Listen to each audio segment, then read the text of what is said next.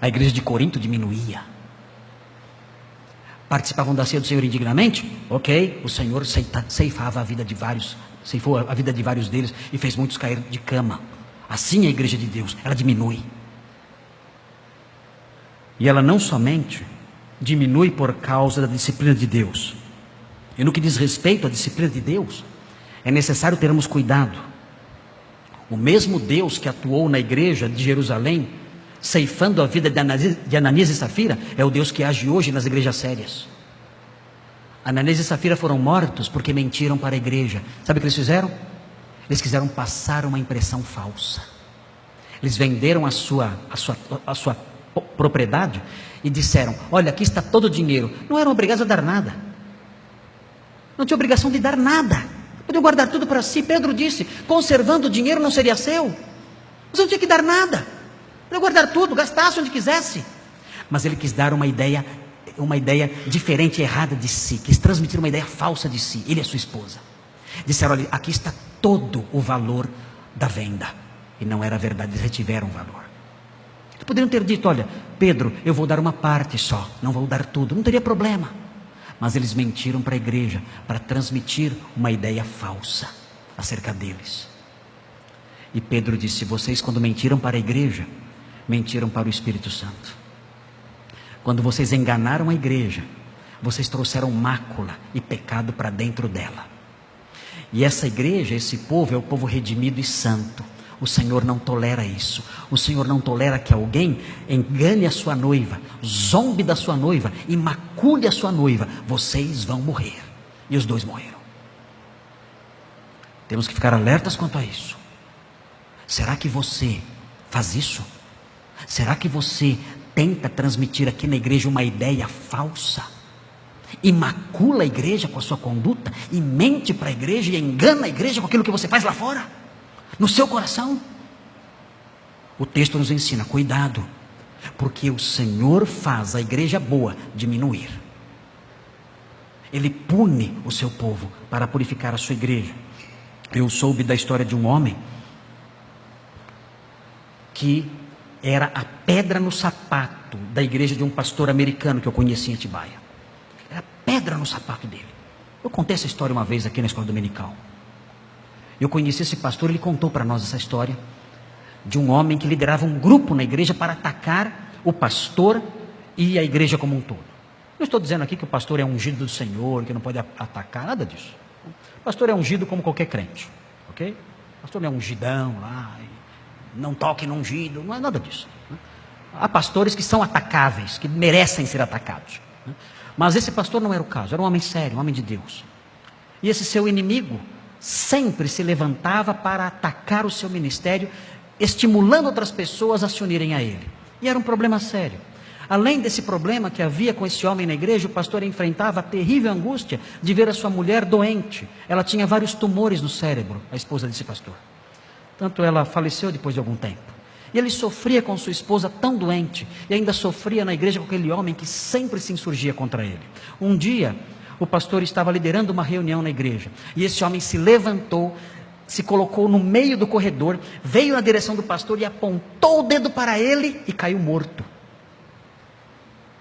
Imediatamente, fulminado, caiu morto.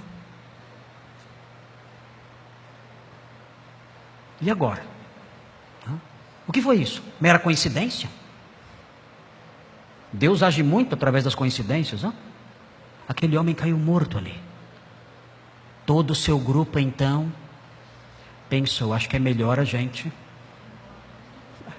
mudar de igreja, porque aqui a coisa é séria. E a igreja então diminuiu. Igreja boa, igreja santa, igreja de Deus, diminuiu, porque era uma igreja de fato de Deus, onde Deus punia os maus e os removia. Mas a igreja boa, ela diminui não somente por isso, ela diminui, e nós temos aprendido, por causa da expulsão dos rebeldes. A marca distintiva da igreja bíblica de hoje é a disciplina eclesiástica. Quando você for procurar uma igreja, Primeira pergunta, ou uma das primeiras perguntas: vocês aplicam aqui a disciplina eclesiástica ensinada por Jesus em Mateus 18? Vocês expulsam do meio de vocês os rebeldes que vivem no pecado ou não? Se a resposta for não, aqui nós amamos todo mundo, fuja dessa igreja. Ela usa um discurso amoroso para evitar a responsabilidade dada pelo Senhor. A igreja boa, a igreja santa, ela diminui. Ela diminui pela disciplina dos rebeldes. O crente rebelde, diz a Escritura, tem que ser expulso da igreja. Por isso ela diminui. E essa expulsão tem por propósito não meramente puni-lo, mas fazer com que ele se arrependa e volte purificado para a igreja. E a igreja que não faz isso não é uma igreja boa. É uma igreja que só quer crescer, crescer, crescer. Ela esquece que a igreja boa também diminui. E a igreja boa diminui através disso, da expulsão do crente rebelde que macula a igreja. Jesus ensinou isso em Mateus 18. O apóstolo Paulo ensinou isso em 1 Coríntios 5. Ele disse: expulsem do vosso meio o homem que praticou esse ultraje. Ele se referindo à vida de promiscuidade que aquele homem levava. A igreja boa diminui porque expulsa do seu meio os perversos. E essa é a palavra usada por Paulo: expulsem esse homem do meio de vocês. Vocês são uma igreja boa? Sim, então diminuam. Expulsem esse homem do seu meio. E a igreja boa faz isso e diminui. E a igreja boa diminui também porque os maus vão embora. Os maus vão embora. Os perversos vão embora. Os que não amam a palavra de Deus a abandonam depressa. Os que não amam a verdade não resistem. Eles começam a escutar a sã doutrina e começam a sentir uma coceira nos ouvidos. Lembram do texto? Começam a sentir uma coceira nos ouvidos. Não suportarão a sã doutrina. Então eles vão embora. Em 1 João, o apóstolo diz que muitos abandonaram a igreja. E ele diz: porque não eram dos nossos. Sabem por que ele diz aos cristãos, quando escreve a sua primeira epístola, sabem por que a igreja diminuiu? Porque estes que saíram não eram dos nossos. Se fossem dos nossos, teriam permanecido conosco. Mas porque não são dos nossos, eles foram embora. Assim a igreja boa, ela não agrada a todo mundo. A igreja boa não é política. Ela não agrada a gregos e troianos. A igreja boa não é um self-service, em que você chega lá e encontra todos os tipos de alimento que você quer. Há igrejas assim hoje em dia. É um self-service.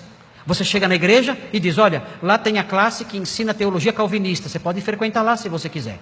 Ali tem a classe de teologia liberal, você pode frequentar lá se você quiser. Olha, ali tem a classe de teologia da prosperidade, se você quiser pode frequentar lá também. Ali tem a classe de ateísmo, se você é ateu tem uma classe para você, fica lá também. A classe de crianças também. Tem a classinha de histórias bíblicas, mas tem também a historinha, mas também tem a classinha dos filminhos do Batman. Tem também a classinha da historinha da Turma da Mônica, que ensina espiritismo se você quiser. Ensina reencarnação se você quiser, tem de tudo. Nós somos uma igreja self-service. Sem problemas. Venha e escolha o que você quer. E então todos ficam lá, porque atende o gosto de todos. Todos ficam, todos. Liberais, conservadores, crianças que gostam de historinhas bíblicas e crianças que gostam de filminhos seculares. Todos são servidos e a igreja cresce. A igreja boa não é assim, ela diminui. Ela diz: nós só temos pão. Só temos o pão e o vinho de Cristo. É o que temos. Só isso. E isso é tudo para nós. Nós não servimos o lixo apodrecido que o mundo ao redor oferece. Não temos isso. Nós não temos os frutos podres, pútridos, mal cheirosos da doutrina falsa sendo servida aqui, porque esses frutos não são apenas podres, eles são venenosos, eles matam. Nós não os servimos aqui. Nós servimos o pão puro de Cristo. Nós distribuímos o seu pão e o seu vinho. Se você o quer, você o terá aqui.